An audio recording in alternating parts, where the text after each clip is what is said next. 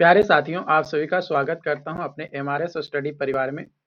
तो डियर, जैसा कि आपको यहाँ पे पता है कि हम लोग जो है professional practice law and ethics PPLE का जो है सब्जेक्ट हम लोग जो है डिस्कस कर रहे थे। और इस सब्जेक्ट में हमने जो है मॉड्यूल 1 to 5 जो है हमने देखा। और उसके बाद 2021 का पेपर सॉल्यूशन भी जो है देखे, है ना। आप लोगों ने पूरे वीडियो लेक्चर प्लस नोट्स आपने देख लिया होगा। इसके अलावा हम लोग जो है एमसीक्यू क्वेश्चंस भी देखें कि किस तरीके का क्वेश्चंस आपके पूछे जा सकते हैं, है ना। वो भी मैंने आपको करवाए हैं। और उसके बाद आपको जो है मैं यहाँ पे 2022 का ये जो क्वेश्चंस है वो मैं आपको करवा रहा था। तो इसमें आपने पार्ट 1 एंड पार्ट 2, है ना, पार्ट 1 एंड पार्ट 2 ये दो जो है आपने देखा, जिसमें मैंने अब तक जो है आपको कहाँ तक करवा दिए थे। अब तक मैंने आप लोगों का यहाँ पे करवा दिया था, मतलब जो वन लाइनर क्वेश्चंस होते हैं वो पूरा मैंने डिस्क्राइब जो है आपको कर दिया था। उम्मीद करते हैं कि वो चीज़ें पूरी आपने देखा होगा।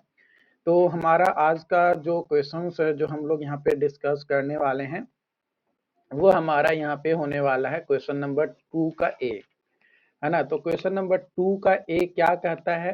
तो 2 का ए हमें कहता है कि भाई प्रोफेशनल एथिक्स क्या होता है और उसके साइलेंट फीचर्स के बारे में बताना है, जो कि कोड ऑफ एथिक्स में दिया गया है। तो देखो, सबसे पहले अगर बात किया जाए प्रोफेशनल एथिक्स की, तो ये एक सेट होता है मोरल प्रिंसिपल और स्टैंडर्ड्स का, जो कि हमें गाइड करता है हमारा बिहेवियर को, और हमें कंडक्ट करता है कि भाई आप अपने प्रोफेशन के अंदर आप किसी के साथ किस तरीके से बिहेव करेंगे। इस चीज को ये यहाँ पे जो है हमें अपडेट करता है, हमें ये बताता है। ये जो इथिकल स्टैंडर्ड्स होते हैं उसमें हमारे मैनर्स जो है दिया हुआ रहता है, जिससे हमारा अपना खुद का वैल्यू और अपना रिस्पेक्टिव फील्ड में एक एक्सपेक्टेशन जो है हमारा बना होता है कि भाई हम इस तरीके से बिहेव कर रहे हैं लोगों के साथ, तो हमारा भी जो है अच्छा होना चाहिए, हमारे साथ अच्छा व्यवहार किया जाना चाहिए। बात किया जाए features pertaining to code of ethics, तो इसमें पहला फीचर्स है गाइडेंस फॉर बिहेवियर। जो कोड ऑफ एथिक्स है ये प्रोवाइड करता है क्लियर गाइडेंस और प्रिंसिपल्स यानी सिद्धांत, जो कि हेल्प करता है किसी भी प्रोफेशनल को उसके डिसीजंस लेने में या डिसीजन को समझने में, साथ ही साथ एक प्रॉपर अलाइनमेंट मैनेज करने में और अपने प्रोफेशन का वैल्यू वो बनाया रखे, इसलिए।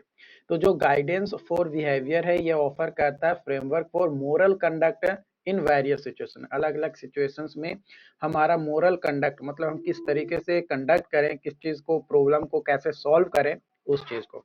दूसरा है मोरल ऑब्लिगेशंस। अगर आपके ऊपर कोई मोरल ऑब्लिगेशंस लग रहे हैं तो उसको कैसे प्रॉपर तरीके से डिफाइन करके और उसको रिजॉल्व कर सकते हैं, है ना। चाहे वो पब्लिक के लिए हो, चाहे कलीग्स के लिए हो, या क्लाइंट्स के लिए हो, या इवन आपका खुद का प्रोफेशन के लिए हो, तो सारी चीजों में आप कर सकते हैं। जो प्रोफेशनल्स होते हैं वो expect to act in way that prioritise the well being and interest of these stakeholders. Okay. तीसरा है कॉन्फिडेंशियबिलिटी। ऑब्वियसली आप किसी भी प्रोफेशन में काम कर रहे हैं, तो चाहे वो हेल्थ केयर हो, लॉ हो, काउंसलिंग हो, फाइनेंस हो, आपको हर फील्ड में कुछ इंफॉर्मेशन, सेंसिटिव इंफॉर्मेशंस होते हैं जिसे आप हर किसी के साथ डिस्क्लोज नहीं कर सकते हैं, यानी हर किसी के सामने खोलकर नहीं रख सकते हैं, हर किसी को नहीं बता सकते हैं। जैसे अगर आप अभी बिहार में होगे, है ना, ऑब्वियसली हमारी वीडियोस मैक्सिमम लोग बिहार के ही देखते हैं। तो अगर अब बिहार का मैं बताऊं तो एक रूल बनाया गया था, जो स्कूल टीचर का जो वैकेंसीज आए उसके बाद, तो रूल बनाया गया था कि अगर आप गवर्नमेंट डिपार्टमेंट में हैं, है ना, बिहार के किसी भी गवर्नमेंट डिपार्टमेंट में हैं और किसी दूसरे डिपार्टमेंट के ऊपर आप अगर उंगली उठाते हैं तो आप पे कानूनी कार्रवाई की जाएगी। यानी आप किसी डिपार्टमेंट के अंतर्गत रहकर दूसरे डिपार्टमेंट को क्रिटिसाइज नहीं कर सकते हैं, है ना। उसकी जो सेंसिटिव इंफॉर्मेशन है उसे आप डिस्क्लोज नहीं कर सकते हैं। है ना। तो ये सारी चीजें जो है कॉन्फिडेंशियल जो है रखा जाता है, तो ये सारी चीजें आपको जो है ध्यान रखना है।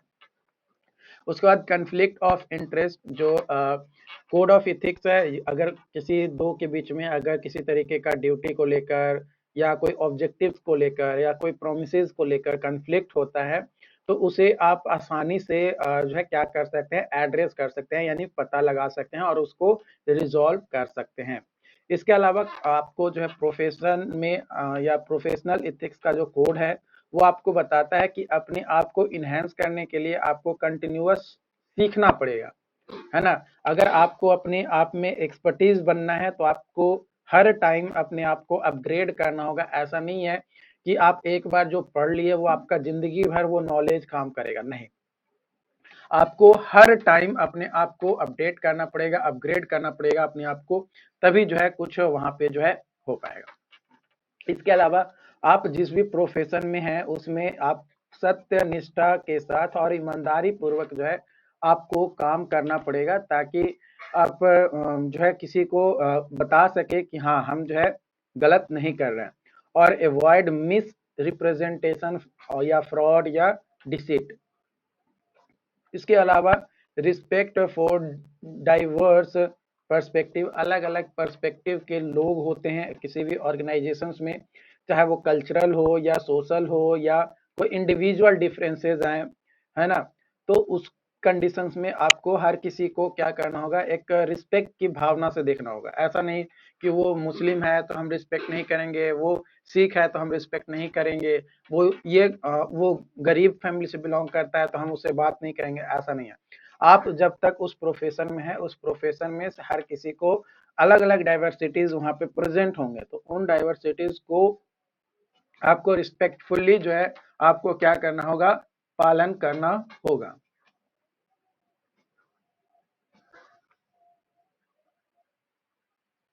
ठीक है।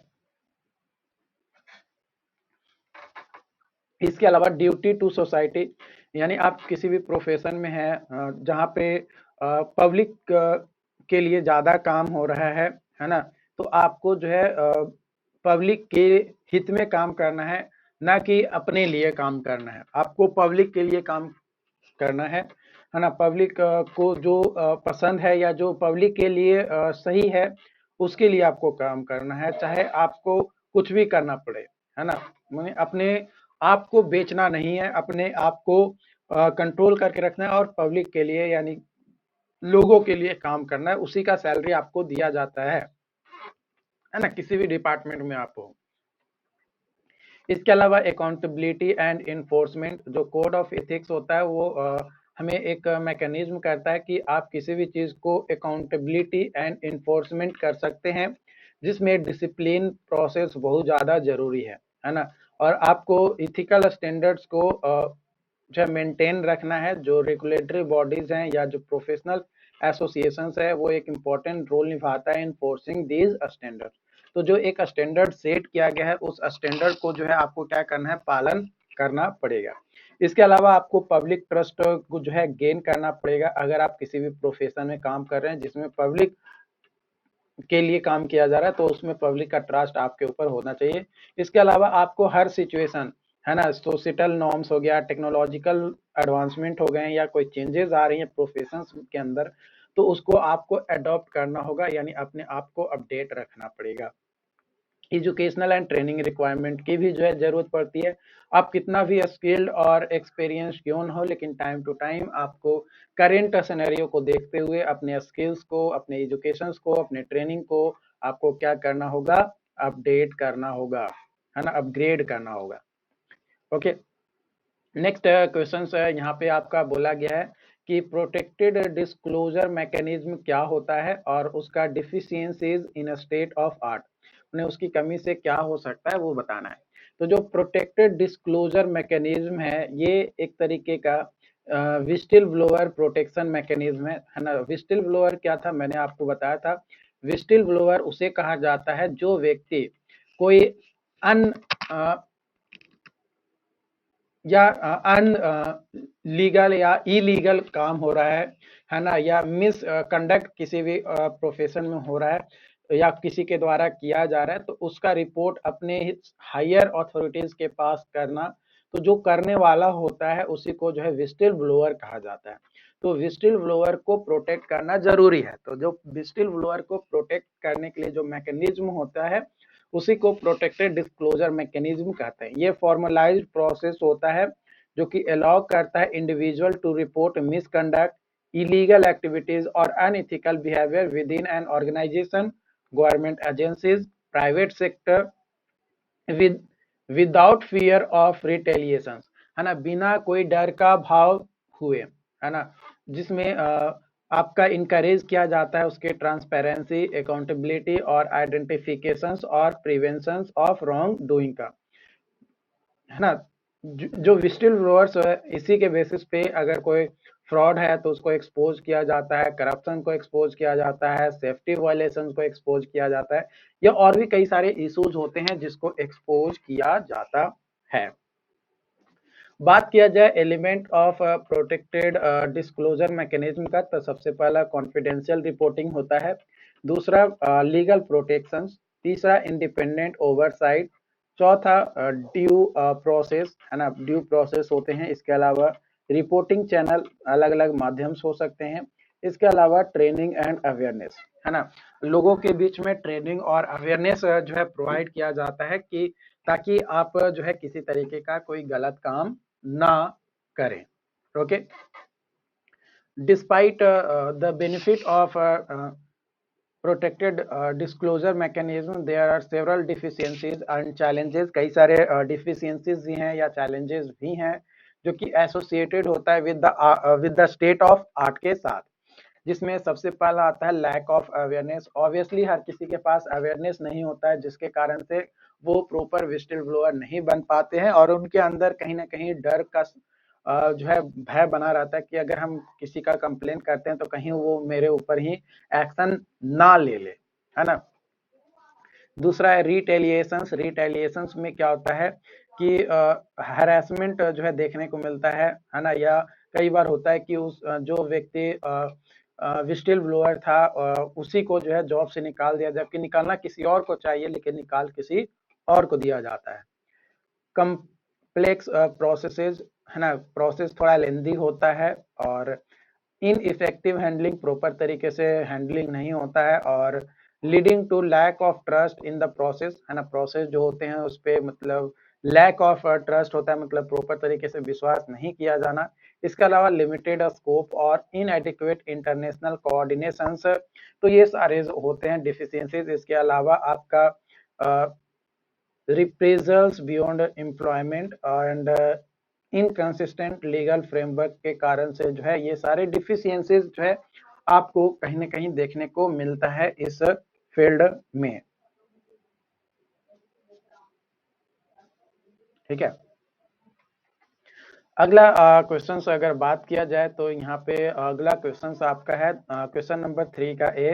बोला जा रहा है कि इंटेलेक्चुअल प्रॉपर्टी लॉ क्या होता है और इसका historical evolutions of copyright act 1957 क्या है। तो देखो, इंटेलेक्चुअल प्रॉपर्टी लॉ के बारे में बात किया जाए तो ये लॉ का एक तरीके का शाखा है जिसमें प्रोटेक्शंस दिया जाता है for creations of mind such as invention, literary, artistic work, symbol, name, image, इन सभी का यूज्ड इन कॉमर्स, यानी कॉमर्शियल फील्ड में यूज किया जाता है। तो जो प्रोटेक्शन करने का जो लॉ है या नियम का जो लॉ का जो शाखा है उसी को जो है इंटेलेक्चुअल प्रॉपर्टी लॉ कहते हैं।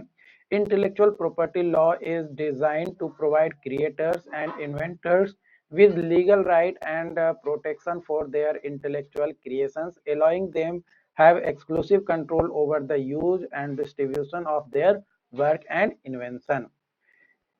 जो इंटेलेक्चुअल प्रॉपर्टीज लॉ है ये इनकम पासेज करता है various types of intellectual properties, जिसमें आपका कॉपीराइट आता है, पेटेंट आता है, ट्रेडमार्क आता है, ट्रेड सीक्रेट आता है, इंडिविजुअल डिजाइन आता है और जियोग्राफिक इंडिकेशंस भी आपके होते हैं। हिस्टोरिकल इवोल्यूशंस के बारे में अगर बात किया जाए कॉपीराइट एक्ट 1957 इन इंडिया, तो ये सबसे पहले बात किया जाए तो ये आपका स्टार्ट किया गया था, कॉपीराइट एक्ट 1914 में आया था, जो कि उसको फिर चेंज करके उसमें मॉडिफाई करके 1957 किया गया है ना, 1957 किया गया, जो कि एक सिग्निफिकेंट रोल निभाता है for copyright protection in a country. ये जो एक्ट है ये रिप्लेस करता है हमारा जो 1914 था, उसको जो है ये रिप्लेस करता है। और इसमें कई बार अमेंडमेंट भी किए गए और कॉपीराइट एक्ट 1957 को, जिसमें अगर अमेंडमेंट अगर बात किया जाए तो 1994 में अमेंडमेंट किया गया, 1999 में किया गया, 2000 में किया गया, और लास्टली जो अपडेट यहाँ पे किया गया 2012 में आपका किया गया है। कई सारे कन्वेंशंस और ट्रिप्स एग्रीमेंट इसके अंतर्गत किए गए, जैसे Verne conventions for protection of literary and artistic work, trade related aspects of intellectual property rights agreement, जिसमें किस तरीके से ट्रेडिंग करना है उसके। डिजिटल एरा में भी जो है कॉपीराइट को लेकर जो है कई सारे अपडेट किए गए, है ना, जिसमें जो इश्यूज रिलेटेड होते हैं आपका इंटरनेट से या डिजिटल पायरेसी से, या किस चीज़ में आप फेयर यूज कर सकते हैं, उसका लिए जो है आपको अपडेट किया गया डिजिटल एरा में। इसके अलावा कंटेम्प्ररी चैलेंजेस, क्या चैलेंजेस होते हैं, तो copyright act continues to evolve, address contemporary challenges such as digital distribution of content, enforcement against outline piracy, and striking the balance between protecting the right of creator and ensuring the access of information and culture, है ना, information and culture को किस तरीके से आप access कर सकते हैं। उसके बाद अगला क्वेश्चन है 3 का बी, तो बोला जा रहा है कि पेटेंट एक्ट 1970 क्या है। तो पेटेंट में मैंने क्या बताया था, पेटेंट में अगर आप किसी भी चीज को इन्वेंट करते हैं, है ना, और वो इन्वेंशन स्पेशल है और पब्लिक यूज के लिए है ना, स्पेशल है और पब्लिक यूज के लिए है, और आज तक ऐसा इन्वेंशन किसी ने नहीं किया है, तो आपको पेटेंट एक्ट के अंतर्गत आपको जो है पेटेंट मिल जाएगा। तो जो भी इन्वेंशन, अब आप पेटेंट ले लिए तो आपको जो है प्रोटेक्शन की जरूरत है, ताकि उसका कोई मिसयूज ना करें, है ना। तो उसको लिए जो है आपको एक्ट बनाया गया 1970 में, है ना। कब बनाया गया, 1970 में। और global patent standards particularly according to trade related aspects and intellectual property right के अंतर्गत, एग्रीमेंट के अंतर्गत होता है, जो कि आपका किया जाता है। कई सारे फीचर्स और प्रोविजंस है पेटेंट एक्ट 1970 के। तो सबसे पहला है कि आपका पेटेनेबल सब्जेक्ट मैटर, मतलब आपका सब्जेक्ट क्या होना चाहिए, तो वो आपका नॉवेल होना चाहिए, नॉन विस्कस होना चाहिए, इंडस्ट्रियल एप्लीकेबल आपका होना चाहिए, जिसमें आपका जो है प्रोसेस, मेथड या प्रोडक्ट्स इंक्लूड हो सकता है। नोवेलिटी एंड नॉन ऑब्वियस आपका होना चाहिए। ड्यूरेशंस ऑफ पेटेंट जो है आपका 20 साल जो है होता है from the date of filing application, जिस दिन आप एप्लीकेशन फी करते हैं उस दिन। और आप payment of annual renewal fees भी जो है आपको यहाँ पे करना होता है। एक्सक्लूजन्स, कई सारे एक्सक्लूजन्स आपके होते हैं, जैसे बात किया जाए अगर आप एग्रीकल्चर मेथड या हॉर्टिकल्चर मेथड को अगर आप कर रहे हैं तो उसका किसी तरीके का पेटेंट आपको नहीं दिया जाएगा, या कुछ सर्टेन ट्रेडिशनल नॉलेज हैं तो उस पर अगर आप पेटेंट लेना चाहें तो उस पर आपको पेटेंट नहीं मिलेगा। मतलब कुछ एक्सक्लूजन्स है, अगर इस क्षेत्र में आप अगर करते हैं तो आपको खुद का अधिकार नहीं रहेगा, वो गवर्नमेंट उसको हथिया लेगा, सिंपली समझ में आता है। ओके, इसके अलावा कंपलसरी लाइसेंसिंग, इंटरनेशनल एग्रीमेंट, इनफ्रिंजमेंट, अगर कोई गलत करता है या आपको जो पेटेंट मिला है उसके राइट्स को वायलेट करता है तो आप उस पर लीगल एक्शन ले सकते हैं। रिसर्च एंड डेवलपमेंट एग्जेम्पशंस, अगर आप किसी कोई जो है आपके पेटेंट लिया गया है और उसका यूज करके कोई रिसर्च या एक्सपेरिमेंट करता है तो उसको आप इंक्लूड कर सकते हैं, उनको जो है अलाउ कर सकते हैं, including pharmaceutical research. Filing and examining, जो आपका एप्लीकेशन है पेटेंट के लिए वो फिल किया जाता है, और ग्रांट कौन करता है, इंडियन पेटेंट ऑफिस। जो इंडियन पेटेंट ऑफिस है वो आपको ग्रांट करता है, एग्जामिन करता है कि आप जिस के लिए पेटेंट यहाँ पे करवा रहे हैं क्या वो सही चीजें हैं या फिर सही नहीं है। इसके अलावा कई सारे अमेंडमेंट भी किए गए, जिसमें लास्ट अमेंडमेंट अगर बात किया जाए तो 2005 में आपका किया गया, जिसमें यहाँ पे बताया गया कि मल्टीपल टाइम्स जो है आपका टेक्नोलॉजी को अडॉप्ट किया गया है, उसको लेकर जो है यहाँ पे चेंजेस किए गए हैं, जो कि इंट्रोड्यूस करता है product patent for pharmaceutical and strengthen in intellectual property regime in India. Okay, अगला क्वेश्चन है what are the ground for oppositions for granting any patent in India. तो इन इंडिया कई सारे ग्राउंड्स हैं for which person are oppose to grant the patent.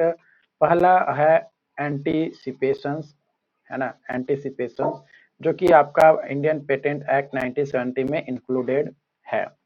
इसके अलावा है obviousness, इसके अलावा लैक ऑफ इन्वेंटिव स्टेप्स, इसके अलावा है आपका इनसफिशिएंट डिस्क्लोजर्स, साथ ही साथ non fit level subject matter and prior publications and miss representation, present करने का सही तरीका नहीं होता है, गलत स्टेटमेंट से प्रेजेंट करते हैं, जिसके कारण से जो है हमारा ग्राउंड फॉर अपोजिशंस आ जाते हैं। इसके अलावा lack of novelty and inventive steps in view of prior applications, non-compliance with the formal requirement, इसके अलावा invention contrary for public order and morality। तो ये कुछ पॉइंट्स यहाँ पे थे। इसके बाद आपका अगला क्वेश्चन यहाँ पे दिया गया क्वेश्चन बोल रहा है कि discuss the various types of construction contract. Construction contract का अलग अलग टाइप्स को जो है आपको क्या करना है, डिस्क्राइब करना है और उसके फीचर्स को बताना है।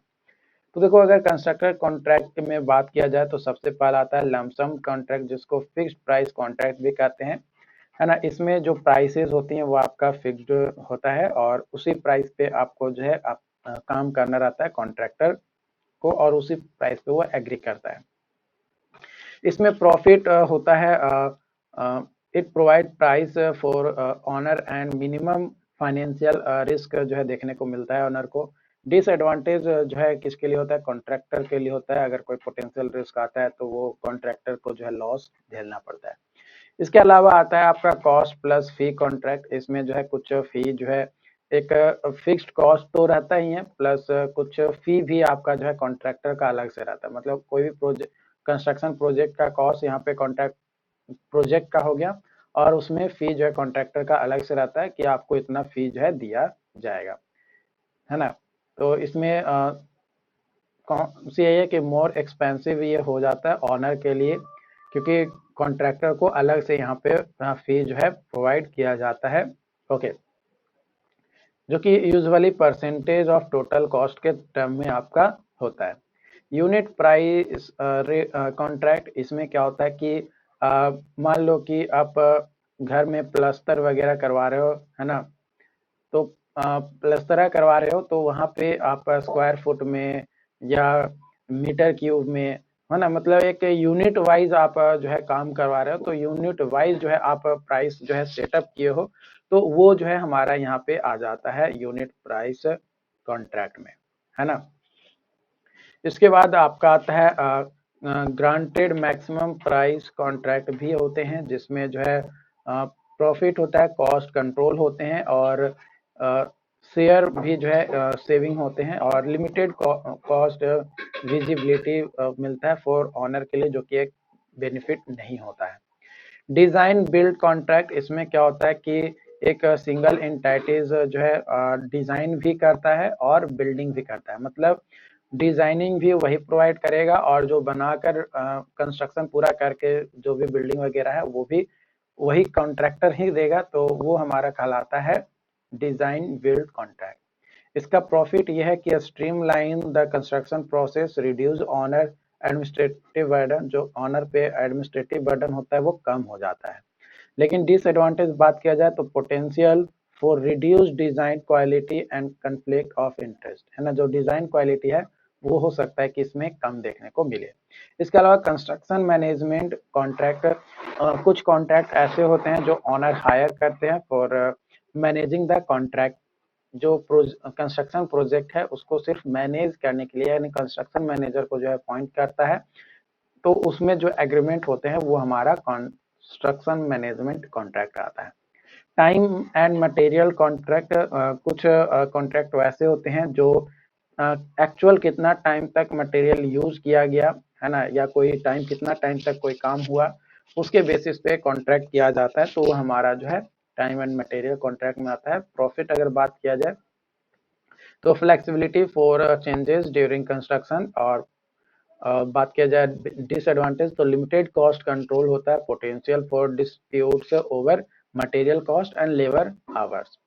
टर्की कॉन्ट्रैक्ट अगर बात किया जाए तो ये फुल्ली रिस्पॉन्सिबिलिटी होता है for project from design to completion and delivers it to the owner ready for use, है ना। ये पूरा का पूरा कॉन्ट्रैक्टर के हाथ में रिस्क होता है कि भाई जब प्रोजेक्ट डिजाइन स्टार्ट हुआ और जब तक प्रोजेक्ट पूरा कंप्लीट ना हो गया तब तक पूरा डिलीवर करने का रिस्क किसके पास होता है, कॉन्ट्रैक्टर के पास होता है। इसमें अगर प्रॉफिट बात किया जाए तो मिनिमल ऑनर इन्वॉल्वमेंट होता है और सिंगल पॉइंट रिस्पॉन्सिबिलिटी होती है। इसमें ऑनर इसमें ज्यादा देखने नहीं आता है, देख रेख नहीं करता है, उसको उसको से कोई मतलब नहीं है, सारा का सारा कॉन्ट्रैक्टर को समझना है, क्योंकि अगर काम खराब रहा तो भाई ऑनर पैसा नहीं देगा, है ना। डिसएडवांटेज बात किया जाए तो लेस ऑनर कंट्रोल होता है, इसके अलावा potential for dispute if any final product does not meet expectation, है ना। अगर फाइनल एक्सपेक्टेशन जो बताया गया था कॉन्ट्रैक्टर के द्वारा वो अगर मीट नहीं होता है पूरा कंस्ट्रक्शन के बाद, तो जो है एक डिस्प्यूट का मामला जो है यहाँ पे आ जाता है। ओके, तो आपके लिए अगले वीडियोस में मैं बात करूंगा, और आज के लिए होमवर्क रहा। होमवर्क क्या है कि right about the national building code 2017, है ना। नेशनल बिल्डिंग कोड 2017 के बारे में आपको जो है यहाँ पे बताना है कि क्या होता है और कैसे होता है ना। ओके, तो उम्मीद करते हैं कि ये चीजें जो है आपको समझ में आया हो। Thank you.